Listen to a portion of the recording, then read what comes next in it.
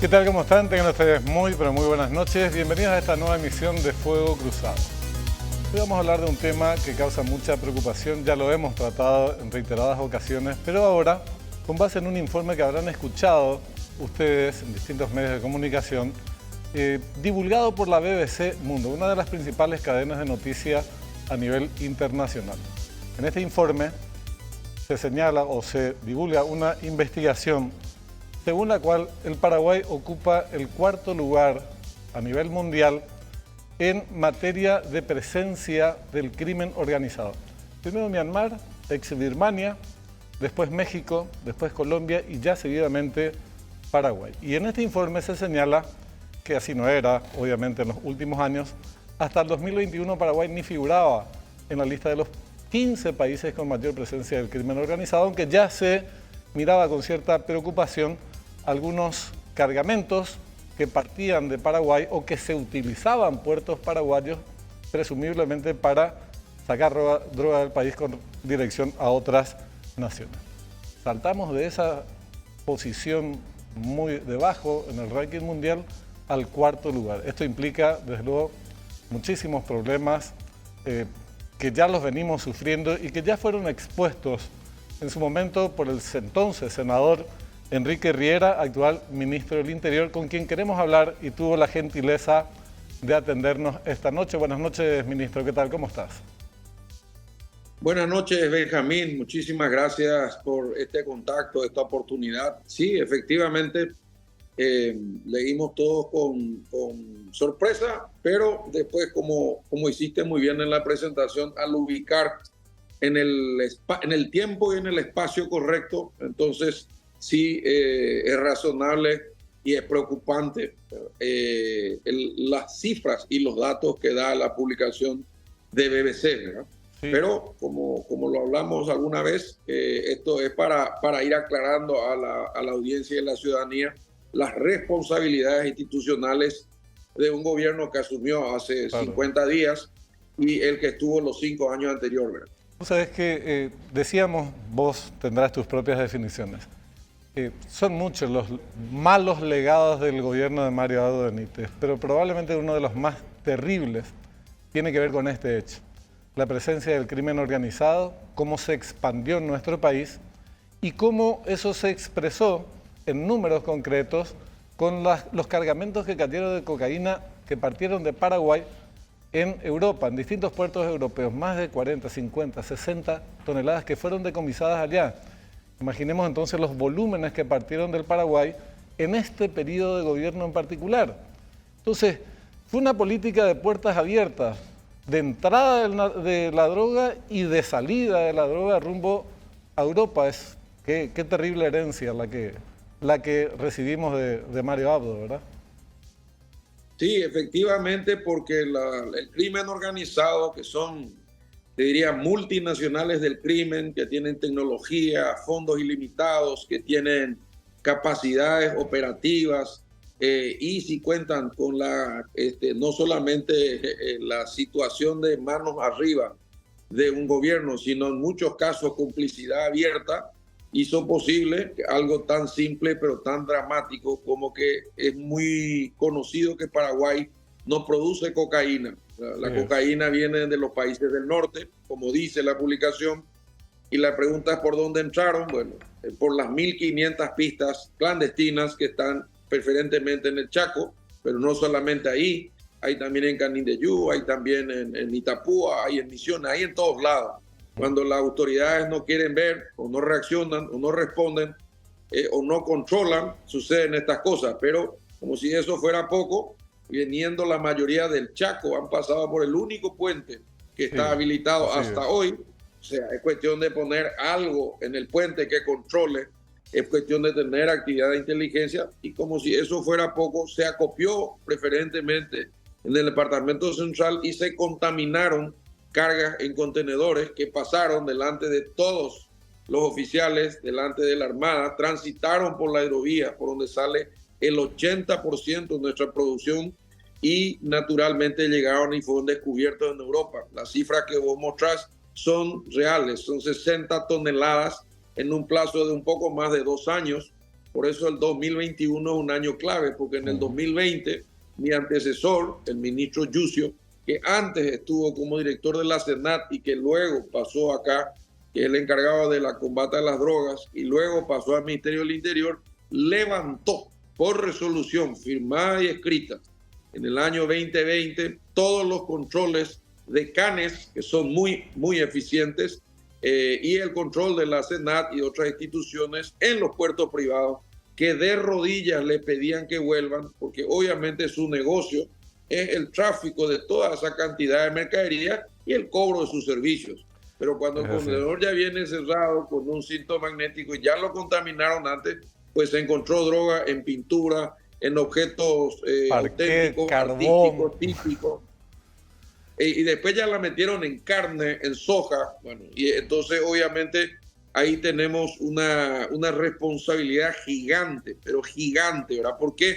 Porque si bien se acopió y se transportó desde Paraguay, se movieron fortunas, ¿verdad? Fortunas de dinero, se estima 20.000 millones de dólares, y eso da, con todo respeto, va a comprar a todas las autoridades, a policías, a militares, a oficiales de la Senat, a la Armada, a los medios de comunicación. Bueno, nadie señaló, nadie vio todo esto, pero nosotros, por suerte, mi querido Benjamín, nadie resiste el archivo, una vieja frase. No solamente lo denunciamos en el Senado, porque es nuestra obligación, sino lo denunciamos en los Estados Unidos, lo denunciamos a medios internacionales. En aquel entonces nomás nadie nos escuchaba, salvo ustedes y unos cuantos.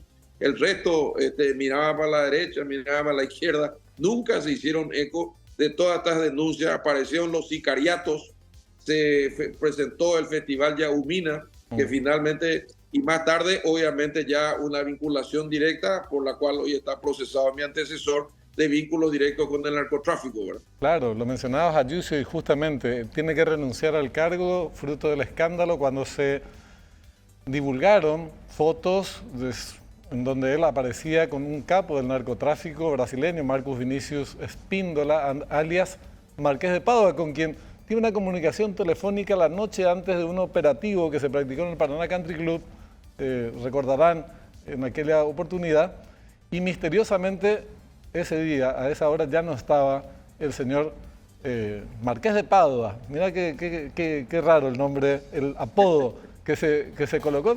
Tenía ínfulas reales el señor, y tuvo que ser apresado finalmente en Brasil. Ahora, este era el ministro del Interior, ex director de Senat, pero en el gobierno anterior, en 5 años, hubo 2 decomisos en los que no participó Senat, 2 en puertos paraguayos, digo, ¿verdad? Sino la Policía Nacional, solamente 2. Y la cantidad de cargamentos que cayeron en Europa te dan la pauta de que el volumen que se envió es muchísimo mayor. No hubo una avioneta, un operativo para capturar a los que aterrizaban en Paraguay con cargamento de drogas. No hubo la destrucción de una sola de estas pistas clandestinas que existen en tantas cantidades como mencionás.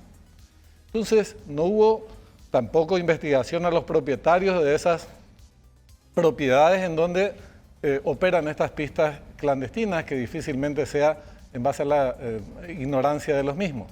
Es decir, te decía, puertas libres para el ingreso y puertas libres para el egreso de la droga, con una cadena compuesta, quién sabe por cuántos eslabones, porque eso hay que depositar, eso hay que camuflar, eso hay que tener empresas para exportar, funcionarios desleales en aduana, en puertos, etc. Es tremendo el problema. Por eso te decía, una mochila muy pesada. ¿Por dónde se arranca para revertir esto, Enrique? Bueno, la verdad que es cierto. Hay mucha gente involucrada. Esto movió a muchísima gente desde el punto de vista, entre comillas, laboral, porque convengamos que aunque sean 60 toneladas de jabón, es una barbaridad. Físicamente es inmenso, ¿verdad? Hace poco se encontró con apoyo del equipo de Orué, de la Dirección Nacional de Recaudaciones y de Tributación, 33.000 kilos de un camión triple eje, y lo mismo es una barbaridad de grande, de visible, ¿verdad? Ahora, nosotros empezamos primero recomponiendo las relaciones con nuestros vecinos, porque si bien el presidente anterior lo trataba muy bien al nuestro, los hechos nunca concretaron nada como el que acabamos de firmar, una cumbre involucrando a Brasil con 7 instituciones, con la CEPRELAT, con la CENAT, los operativos conjuntos en el norte, todo lo que tiene que ver para que los delincuentes no usen el Paraguay como un corredor hacia uno de los mercados importantes. Por eso tiene razón lo que decís, una parte fue a Europa, probablemente gran parte fue a San Paulo, que vos sabés que es un monstruo que devora y tiene, en el buen sentido de la palabra, un potencial económico terrible, ¿verdad? Entonces, lo primero que hicimos fue recomponer eso. Lo segundo, eso tiene como consecuencia, hasta que compremos un radar propio, la suma de los radares de la Argentina y del Paraguay, del Brasil, para cubrir la geografía, y aún así todavía nos quedarían 90.000 hectáreas como un agujero en el cielo, porque nunca se preocuparon para llenarlo. Y amigos que se dedican a la producción dicen todas las noches bajan los avionetas, pasan a muy baja altura, apagan el responder, que es un sistema que interactúa con los radares, y aterrizan. Eso tiene que ser perfectamente coordinado con personal de tierra que trae los camiones de gran porte para trasladarlos de las avionetas a los camiones y luego trasladarlos, como decimos, a los depósitos para contaminar la mercadería. Entonces, en este momento hay una gran tarea de inteligencia, por eso cayó hace poco 3.000 kilos de cocaína antes de que embarquen, y también obviamente se volvieron a restablecer los controles en los puertos, se volvieron a restablecer el servicio de canes, y ya tuvimos el primer resultado en los primeros 50 días de esta gestión, y yo creo que esto va a continuar. Este es un camino sin retorno, Benjamín.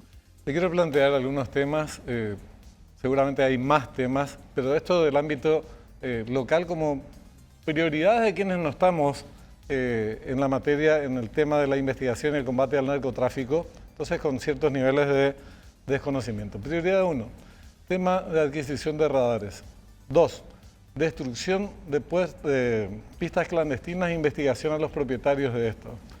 Son 2 capítulos ya de entrada. Tercero, saneamiento de los órganos encargados de combatir al narcotráfico que no lo hicieron durante todos estos años. Hay seguramente una tarea de investigación interna y depuración. Y 4, el tema de la puerta de salida y los controles que hay que extremar en los puertos y en aduanas. Habrán más, te digo, pero en este orden. En cuanto a la adquisición de radares, básico para que la puerta de entrada al país del narcotráfico, de la cocaína, no esté abierta de par en par. ¿Qué trámites están en curso y cuándo dispondríamos de estos recursos técnicos para tener el control de nuestro espacio aéreo, que es algo tan básico?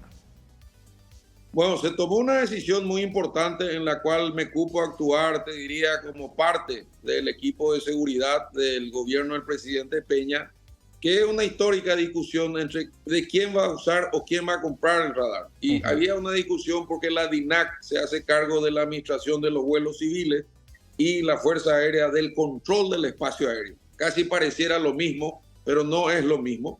Y entonces la decisión que tomó el presidente es de comprar un sistema de radares de uso compartido, pero el más potente de todo, como para cubrir todo nuestro cielo sin necesitar necesariamente la cooperación de nuestros vecinos. Sí se necesita porque te informan, está entrando a tu espacio aéreo y vos le tenés que hacer seguimiento a la aeronave que no se identifica, porque nosotros no tenemos contemplado el derecho al derribo, que fue una discusión en el Parlamento, por aquello de que la Constitución sostiene la presunción de inocencia. Entonces lo que hay que hacer es acompañar la aeronave hasta que aterriza para caerle en su lugar y poder aprender al piloto. Y si pasa la frontera, tiene que seguirle otro.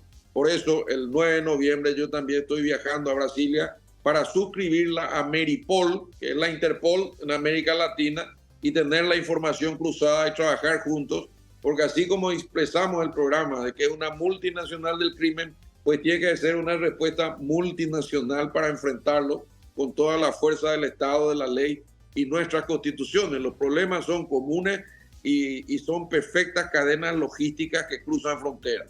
El segundo tema de las pistas... Antes de pasar al segundo, Enrique, porque esta cuestión del control de nuestro espacio aéreo tendría que ser objeto de revisión con relación a esa medida que planteabas, que generó polémica en su momento, pero que habría que replantear. La experiencia internacional es que Argentina, Brasil, Estados Unidos, desde luego, vos cruzás el espacio aéreo sin autorización y te bajan como si fuera como un pajarito, ¿verdad? Sin ninguna duda. Y no podés ejercer el monopolio, el control monopólico de tu espacio aéreo si no podés accionar.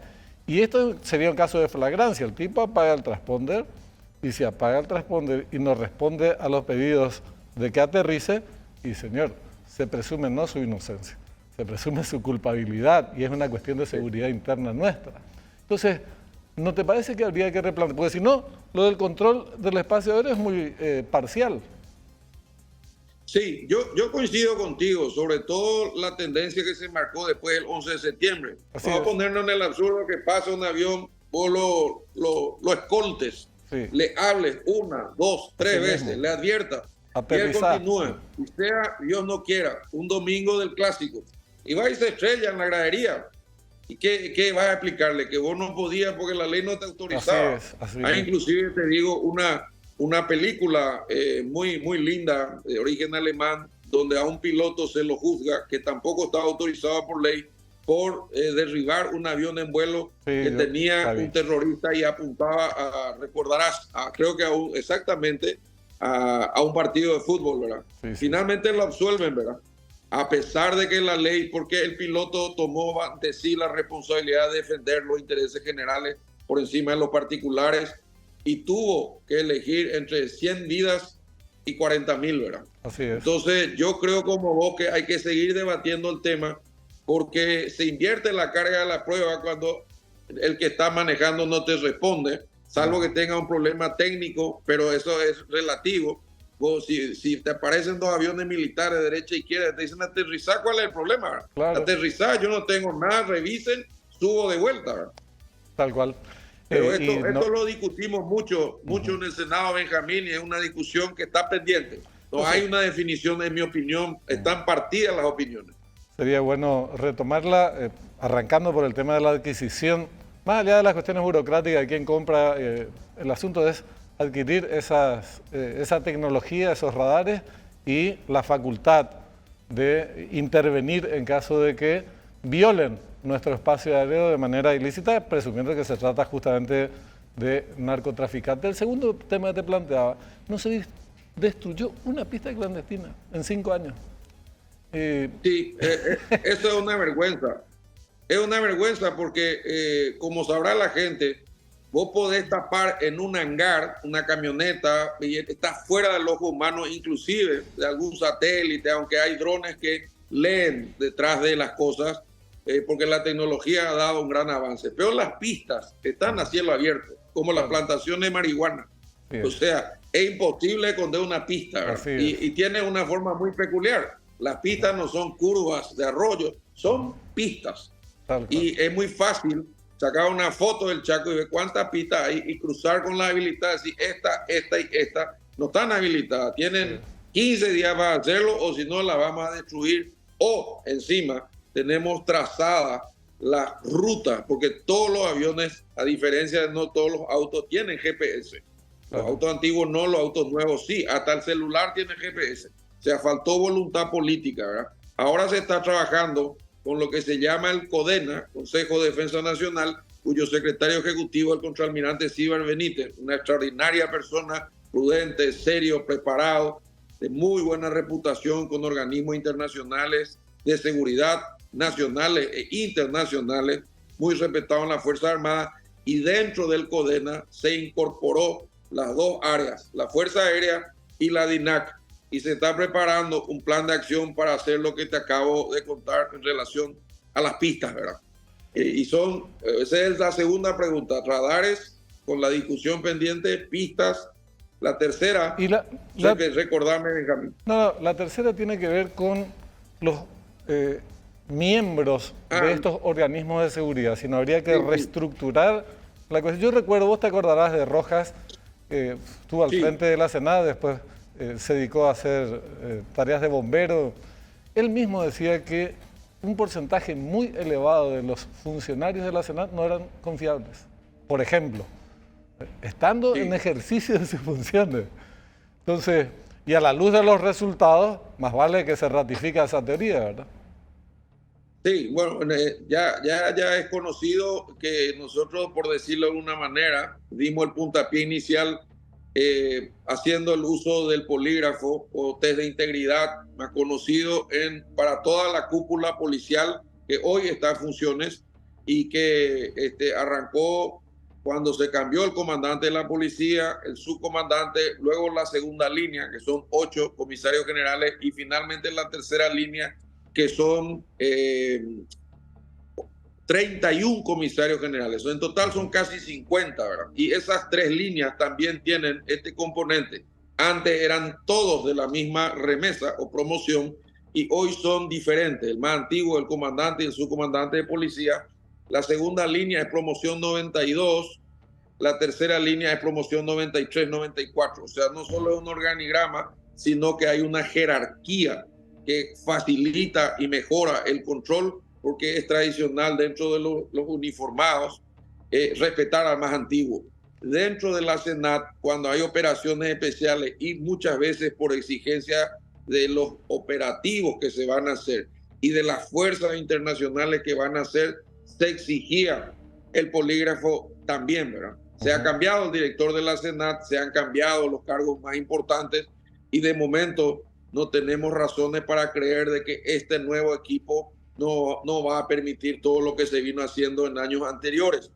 En el caso del ejército, estamos en pleno cambio de la cúpula castrense, una facultad exclusiva del comandante en jefe, que es presidente de la República, pero estoy seguro que ese cambio va a ser en beneficio también de la seguridad, porque obviamente hay, y esto es muy importante, Benjamín, lo que te voy a decir, hay una discusión muy seria del papel de las Fuerzas Armadas en el momento que nos toca vivir. ¿Por qué? Porque en el norte, la FTC, el CODI, Consejo de Defensa Interna, el BIMI, el Batallón Militar de Inteligencia, que entre paréntesis es quien inició el tema del polígrafo y es que el que tiene una certificación internacional antisoborno porque exige a sus integrantes para manejar la inteligencia el paso del polígrafo, y el que no pasa directamente no lo integra. Lo hicieron por sí y ante sí, mucho antes que nosotros.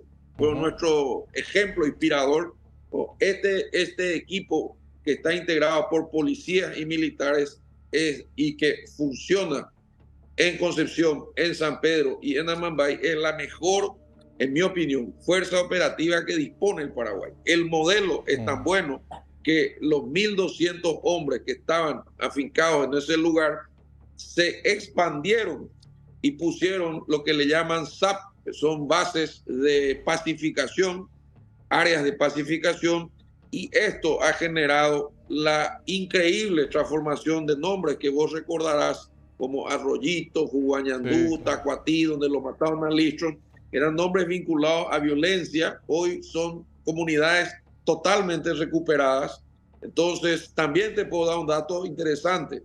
Una de las subbases de pacificación, área de pacificación, está cerca de Pedro Juan, y su sola presencia en 6 meses hizo bajar el sicariato 50%.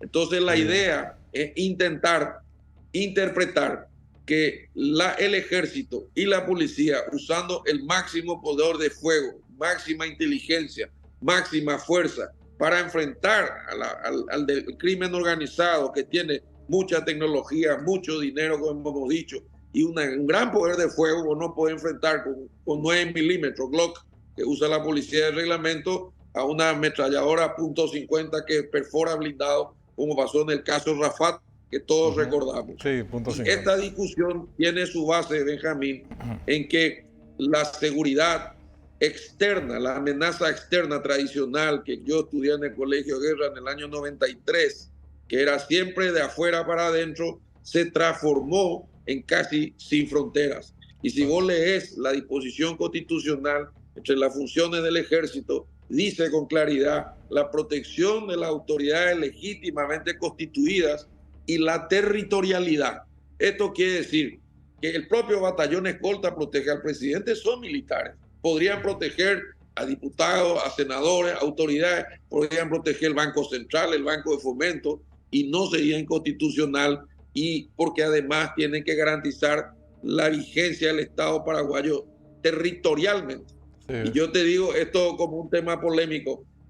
Es territorio paraguayo el que está controlado por el narcotráfico, es territorio paraguayo el que está controlado por el crimen organizado, o la dramática situación en algunos de los pabellones de algunos de los penales de Paraguay. La respuesta es no. Nosotros tenemos que usar, en mi opinión, toda la fuerza operativa del Estado paraguayo para recuperar esos territorios y, si es posible, para establecer la vigencia del Estado de Derecho, la Constitución y la ley. Es así. Efectivamente, el Estado paraguayo está bajo ataque, en este caso del crimen organizado, y de su rama más peligrosa, letal, que es el narcotráfico. Ministro, te agradecemos mucho por el tiempo, seguiremos conversando desde luego, muy amable. Al contrario, gracias a vos, Benjamín, por esta oportunidad, y un puntito no menor, a la BBC, y públicamente les reclamamos que nos dé el derecho a la defensa para explicar el antes y el después, porque ahí lo único que nos dice en ese artículo, yo creo que hay una, en el mejor de los casos, un desliz. Dice, hemos intentado conectar con las autoridades de seguridad y no hemos tenido respuesta. Primera cuestión que yo le pregunté al comandante de la policía, me dijo, a mí no me llamó nadie, pues yo te digo al aire, a mí tampoco. Segundo tema, no menor, el punto de referencia es un profesor de la facultad, respetado por algunos, cuestionado por otros, pero que tiene claramente una posición anti-gobierno, anti-Partido Colorado. Entonces, no es muy bueno cuando nos escuchan las dos campanas, que es una de las características de buenos periodistas como vos, que yo sé que después más tarde lo va a entrevistar Richard y vas a encontrar seguramente posiciones diferentes, ¿verdad? Efectivamente. Pero se escucha a todos y la audiencia es la que saca sus conclusiones. Gracias, Benjamín. Gracias, buenas Enrique. noches para todos. Muchas gracias. Bueno, hacemos una breve pausa. A la vuelta, efectivamente, nos hacemos una pregunta, es ¿y dónde está la oposición? En instantes tratamos este tema.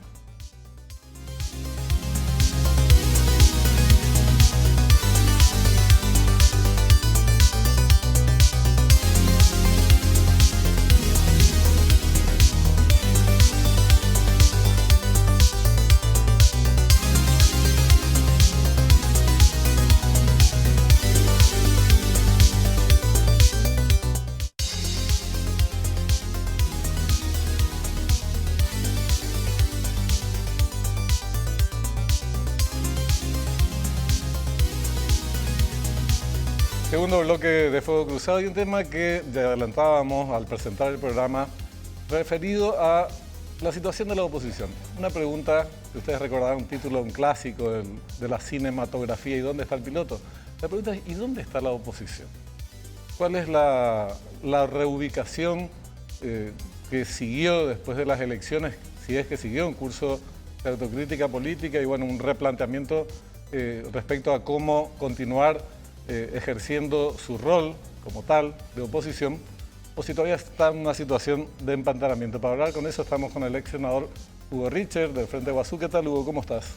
Bien, Benjamín, ¿cómo estás? Muy bien. Buenas noches para todos. Gracias por estar con nosotros. No, gracias a Vamos a llegar a cómo está la izquierda como parte de la oposición, pero de verdad uno se pregunta, transcurrieron ya 6 meses de las elecciones, 2 meses y pico, 2 meses y medio de la asunción del nuevo gobierno, y la oposición como que no aparece como tal, o aparece de manera muy fragmentada en el Congreso a través de algunas individualidades con procederes no muy satisfactorios, pero esas ya son valoraciones.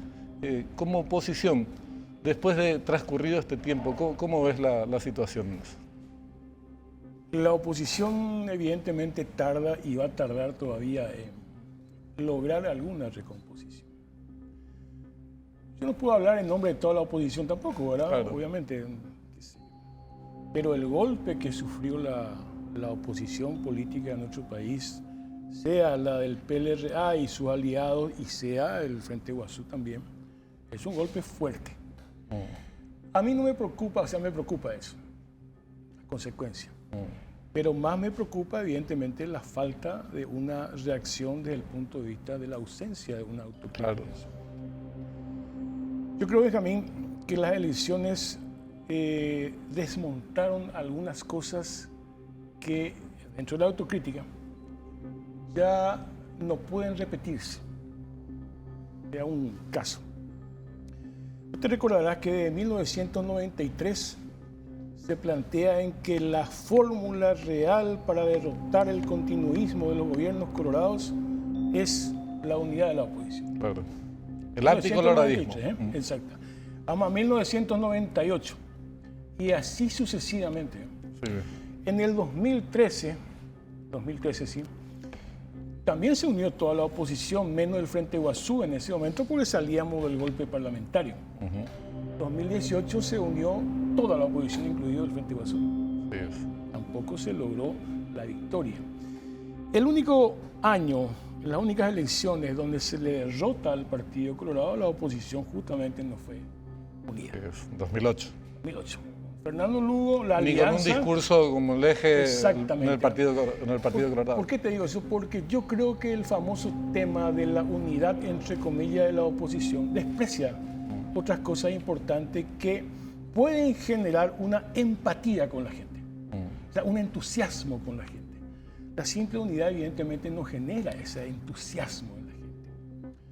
En el 2008 se demostró eso, pero yo creo que sí puede funcionar la unidad de la oposición, siempre y cuando tengas buenas candidaturas.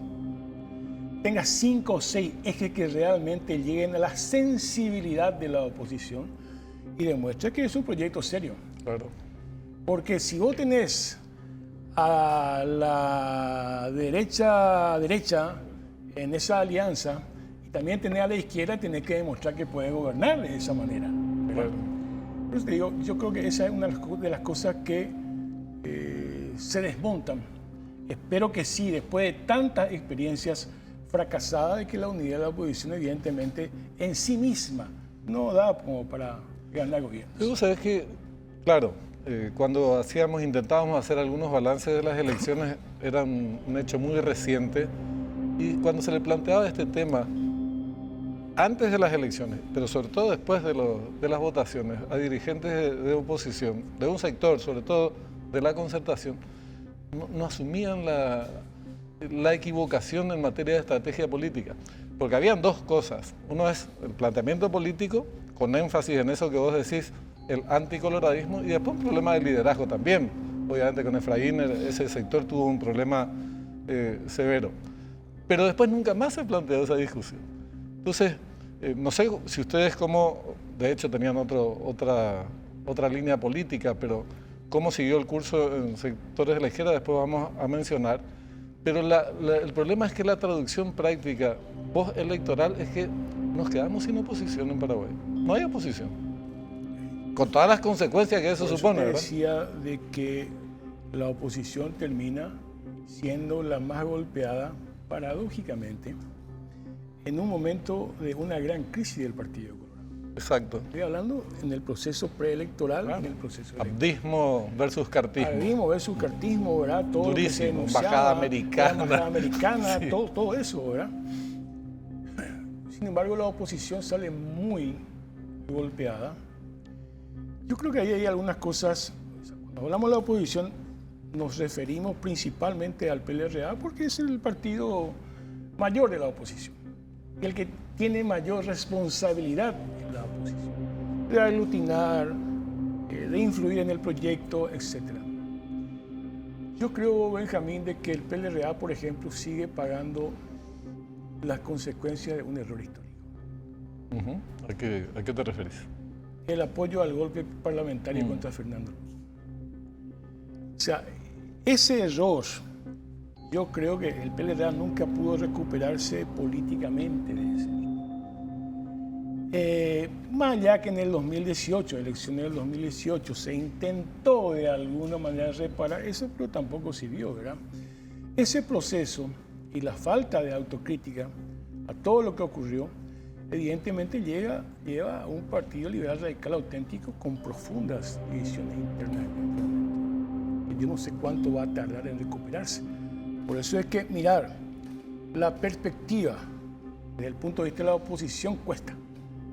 No sé si va a durar este periodo, No sé si va a durar más, pero creo que ese error histórico, porque imagínate, se le ganó al Partido Colorado en el 2008.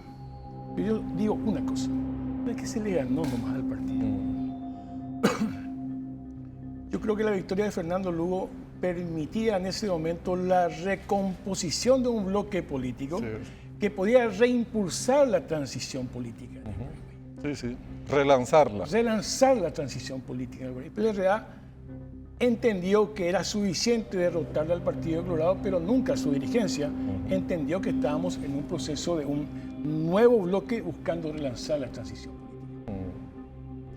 Decime, ¿y sectores de la izquierda no crees que después de ese error que yo comparto, fue un error gravísimo y que nunca se autocriticó seriamente el PLRA, ¿no crees que también incurre en el error de mantener o promover acuerdos con ese sector que dio un golpe o fue partícipe de un golpe contra aquel gobierno de Fernando Lugo sin reclamar nada sobre el tema? Es decir, pasando por alto de ese hecho, se buscaron acuerdos con el PLRA omitiendo ese problema. Entonces la gente también, me ubico en el lugar de un ciudadano, tal vez algunos no presten tanta atención hasta ese nivel, pero en segmentos de los activistas políticos, estos se juntan, pero son tan disímiles. Mira, en el 2018 nosotros volvimos a hacer una alianza con el PLRA, pero con una diferencia muy importante en relación al 2023. El 2018 estaba muy activo y con toda su influencia política Fernando Lugo. Fernando Lugo era un elemento de equilibrio entre el progresismo, la izquierda y el PLRA. El Frente Guasú tenía la candidatura de la vicepresidencia. Exacto. Habíamos acordado algunos puntos del programa y del cogobierno. En el 2023, el Frente Guasú fue absolutamente ninguneado. No le teníamos ya a Fernando Lugo, no teníamos un espacio en la dupla presidencial. Y si yo le pregunto a alguien qué punto del Frente Guasú, más allá de la formalidad del programa del Frente Guasú, se reivindicó en la alianza, y no existe. Pero yo creo que la crisis es del Frente Guasú. Claro. Un poco nos vamos a... Sí mismo. ¿Por qué? Porque yo creo que en el Frente Guasú, Benjamín, hay un problema central que para el progresismo de la izquierda es muy importante, tal vez no para los otros sectores políticos. ¿Cuál es el proyecto? Si yo tengo que mi proyecto estratégico es este, reorganizar el Estado en función a las mayorías sociales, ciudadanas, para los trabajadores, este es mi proyecto. Ahí entra el problema de la tierra, el problema de la justicia tributaria, ese es mi proyecto. Yo si hago alianzas en este momento, tácticamente una elección, mi alianza táctica es en base a este proyecto. Lógico. Para que me ayude a avanzar, a crecer. Por lo menos una parte de ese proyecto. Claro. Pero esta alianza con Efraín Alegre de una parte del Frente Guasú fue una alianza puramente táctica, electoral.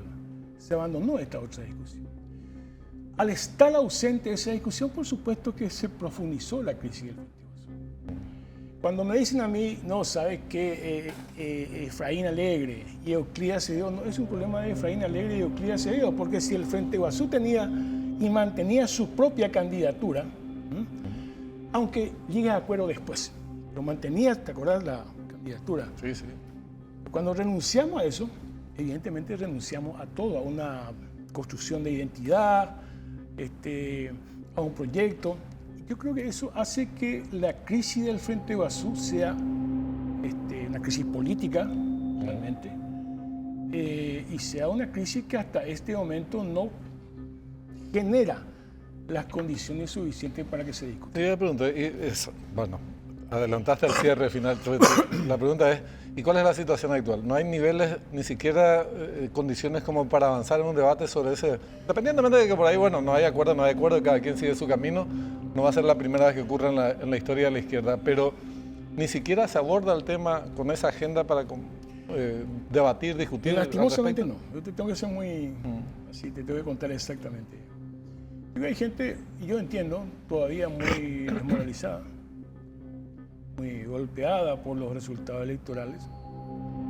Y no hay condiciones en este momento para ello. Yo espero que se generen esas condiciones.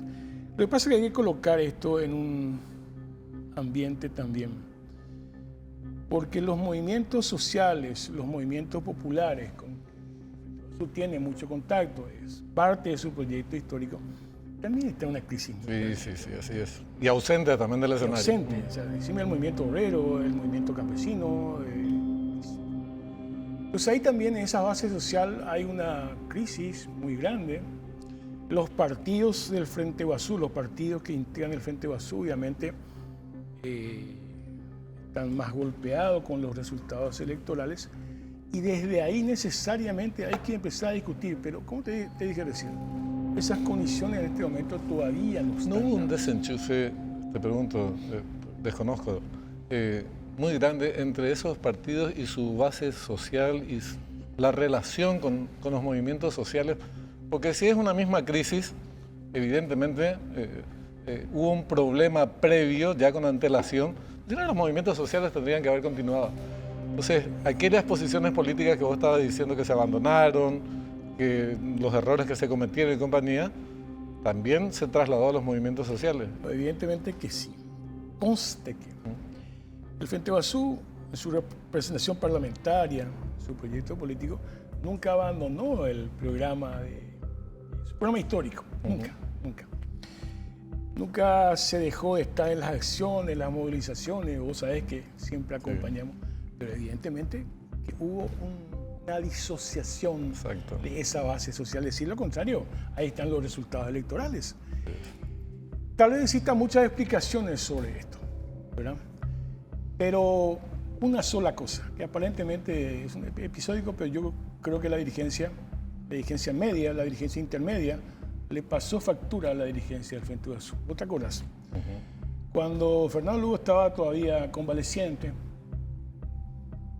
esas descalificaciones públicas entre dirigentes del Frente Guazú, ¿te acordás? Sí, perfecto. Parecía, no sé, esas discusiones entre colorados, liberales. O las que hoy hay en el Senado, por ejemplo. O la que, bueno, eso es un poco más degradante. Pero sí. Pero en fin. No tanto. Pero sí, yo creo que esa dirigencia por el Frente Guazú nunca mostró fisuras. Siempre las cosas se resolvieron adentro. Yo creo que la dirigencia intermedia, la dirigencia popular, le pasó factura a la dirigencia del Frente Guazú por descalificaciones lamentables, en cierto. Se dejó de discutir política porque, le gustará o no a muchos, pero el Frente Guazú sí discutía política. En el Congreso éramos minoría, pero lográbamos en el Congreso generar una minoría importante. Una agenda, a veces imponíamos agenda, ¿verdad? Y esas descalificaciones entre un compañero, una compañera, el otro compañero, yo creo que nos afectó terriblemente. Y obviamente ya Fernando Lugo fuera del escenario político y no se pudo administrar esta situación, porque ese es uno de los factores. Pero ese factor yo creo que fue el mazazo final que terminó con estos resultados. La salida de Lugo del escenario político, decís. Claro, porque yo creo que sí, claro.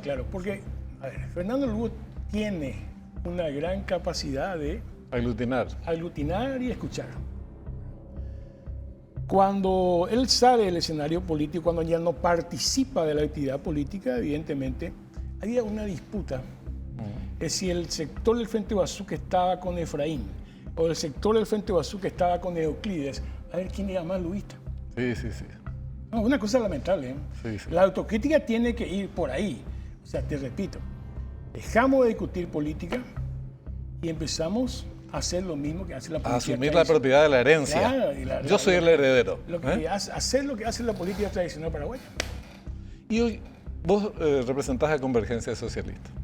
¿Tienen vasos comunicantes o trabajan con otras organizaciones del Frente Guazú o están todas dispersas en este momento? ¿Cuál es el...? Están dispersas. Están todas dispersas. Mira, nosotros hemos empezado a salir de vuelta. No es fácil en este momento. Tuvimos una gira hace poco por Alto Paraná tratando de recomponer las bases. Vamos a ir por otro departamento como partido, como Convergencia Socialista. esperando que existan, como te digo, mejores condiciones para ver lo que dijiste antes. En el Frente Guazú, ¿estamos de acuerdo? Y si estamos de acuerdo, ¿cómo vamos a continuar? O si no estamos de acuerdo, perfecto, hay que decirlo públicamente, no estamos de acuerdo. Y ver cuáles alternativas tenemos para seguir con este proceso. Pero lo que sí yo estoy seguro es que nosotros tenemos una responsabilidad histórica. Tenemos que continuar con un proyecto que es diferente al Partido Colorado, que es diferente al PLRA, que es diferente a Pachaquería. Y este proyecto, el Frente Guazú, nos costó mucho a nosotros. Sí es. Costó mucho a nosotros. Años de persecución, años, qué sé yo. Hasta que realmente después se logra aglutinar, surge el Frente Guazú y representa un proyecto histórico. Yo creo que esa es la responsabilidad principal de nosotros, los dirigentes, que tenemos que dar la última batalla por recomponer el Frente Guazú o ver cómo continuamos sobre ese proyecto. Claro, porque son 15 años de experiencia, más o menos. Puede ser un poco más tal vez. 15 años, pero con una cuestión, 15 años que son resultado de años. Claro, no, yo me refiero a ver los niveles que alcanzó. Bueno, fue gobierno en el 2008, ahí empieza una etapa completamente distinta y después acceden a una representación parlamentaria que para la izquierda era impensable anteriormente. Absolutamente impensable, sí, ¿verdad? Y ahora de vuelta aparece el fantasma de la marginalidad. De la marginalidad que le costó mucho tiempo, de la que le costó mucho tiempo salir a distintas corrientes de izquierda que integraron el Frente Guazú. Entonces, esa es una tarea pendiente que seguramente en el curso de los próximos meses irán abordando y podemos seguir discutiendo. Y en la coyuntura política, esta derrota tiene muchas implicancias, o mejor dicho, se ponen de manifiesto muchos problemas anteriores con demasiada intensidad. Entonces tenemos, por ejemplo, un partido de gobierno y no es responsabilidad del partido de gobierno, no es todos los partidos quieren ser hegemónicos, pero en la práctica, o pretenden tener una mayoría muy holgada, en la práctica hoy tenemos un sistema hegemónico, de un partido que ejerce una hegemonía y en todo caso tiene los problemas internos que tiene, pero fuera de los límites de ese partido no encontramos nada. Ya, yo creo que el gobierno de Mario Águedo, el gobierno de Peña y otros gobiernos colorados, ¿qué es lo que hacen realmente? Y ahí sí hay que reconocer que eso le identifica al Partido Colorado, el gobierno. ¿Qué es lo que hace realmente? Tratar de administrar este modelo económico, en donde a veces crece 4 o 5% macroeconómicamente, sí, pero también crece la pobreza y la desigualdad social. ¿Qué va a hacer el gobierno de Peña? Y va a hacer lo mismo que hizo el gobierno de Mario Águedo, tratar de administrar mejor este modelo.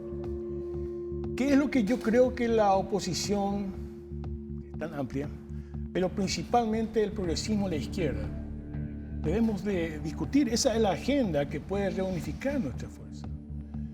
Nosotros tenemos una deuda pública que está por cerca del 35 o 36% del PBI.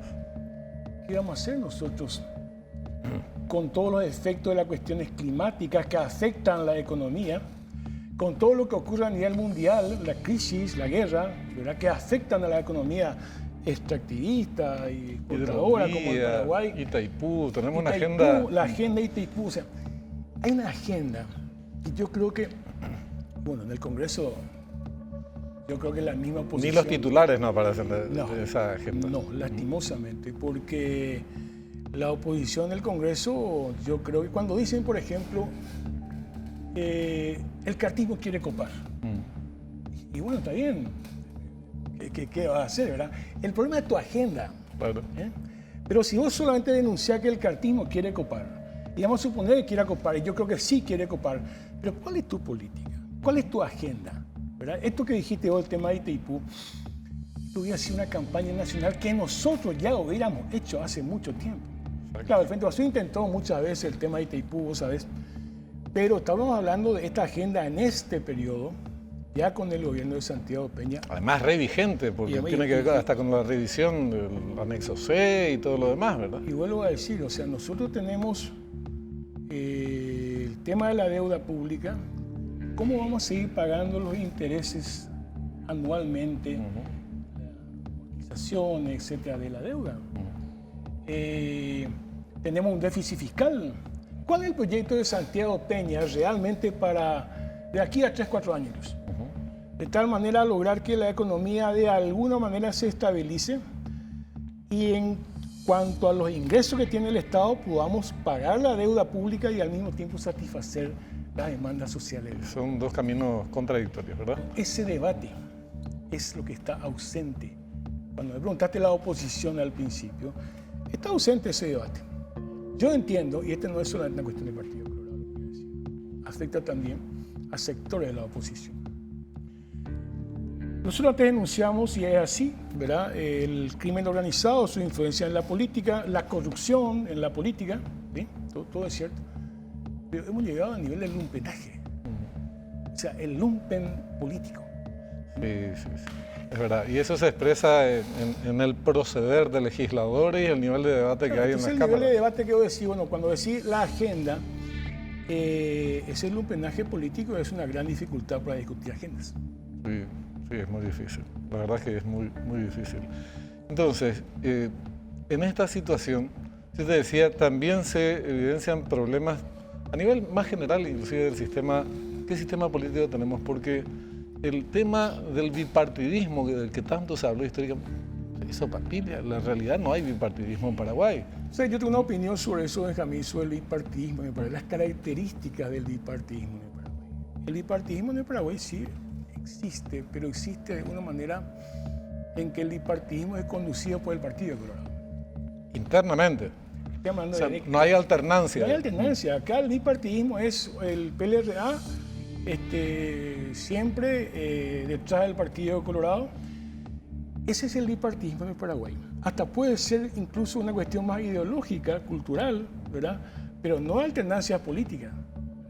En otros países el bipartidismo funciona de otra manera. Sí. Esa es la característica del bipartidismo en el Paraguay, con la diferencia que, como dijiste, es cierto, hoy prácticamente con la crisis del PLRA, la crisis en los partidos de la oposición, del progresismo, de la izquierda, el Partido Colorado, que tampoco resuelve su propia crisis, pero está un poco más cómodo en este escenario, ¿verdad? Te repito, a pesar de que el Partido Colorado tiene una crisis que estas elecciones tampoco resolvieron y que yo creo que van a ir sacudiendo estos 5 años de gobierno de Santiago.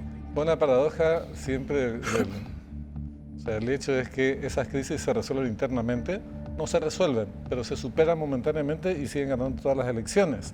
Entonces, desde afuera del Partido Colorado ni siquiera fueron capaces, como decís, en el momento más propicio, que parecía más propicio para la oposición, que fueron las últimas elecciones, poder capitalizar. En que la crisis del Partido Colorado hubo en el límite del régimen político, con la aparición del obviedismo. Exacto. En el límite de muchas cosas. Es todo ese proceso, acordate, que después desbordó ese límite y se expresó en el marzo paraguayo. Terrible. Y después el Partido Colorado siguió con su propia crisis, administrando su propia crisis, con heridos, qué sé yo, disputas que afectan al país sin ninguna duda, pero es cierto, ahí está. Como cierre, ¿qué mensaje puede darse desde la oposición a los opositores? En general, digo, porque la izquierda como parte de ella tiene sus desafíos específicos. Hay que discutir una agenda. La agenda, por lo menos 5 puntos que puedan... No estoy hablando ni siquiera de un programa político, ni siquiera estoy hablando todavía del 2028. Estoy hablando de la antesala, estoy hablando en este momento. Hay cuestiones que hacen a la economía, hay cuestiones que hacen a las cajas jubilatorias. La crisis de las cajas jubilatorias. O sea, la oposición no hemos discutido, o parte de la oposición no estamos discutiendo este tema. Este es un problema muy sensible para miles de compatriotas. Miles de compatriotas. El Partido Colorado el gobierno tiene una propuesta muy complicada, pero no pasa solamente porque, digamos, no sabe que esta es una propuesta complicada. ¿Cuál es nuestra propuesta? Itaipú, el tema económico, la deuda pública, el tema de la crisis de las cajas jubilatorias, te estoy diciendo 3 de los 5 o 6 grandes problemas inmediatos que tenemos en el Paraguay. Hugo, te agradezco mucho por el tiempo. Vamos a seguir charlando. Gracias. Este es un tema pero muy importante. Es importante que en todo sistema de partidos políticos en democracia hayan distintos actores que estos hagan sus respectivas propuestas, impulsen sus distintos proyectos y la ciudadanía tenga el derecho a ir escogiendo y enrolándose a las distintas corrientes políticas. Hoy eso no ocurre. Hoy tenemos un partido de gobierno, un partido hegemónico. No se le puede cuestionar a ese partido el derecho a ejercer la mayoría y a ampliar inclusive sus horizontes, pero la deuda pendiente está del otro lado, de los que fruto de una serie de equivocaciones a lo largo de los últimos años y del último fracaso electoral no se recomponen políticamente. Y esperemos que lo hagan. Es bueno y necesario para la democracia misma. Terminamos así el programa de hoy. Le agradecemos habernos seguido, habernos acompañado. Nos reencontramos el próximo domingo. Hasta entonces.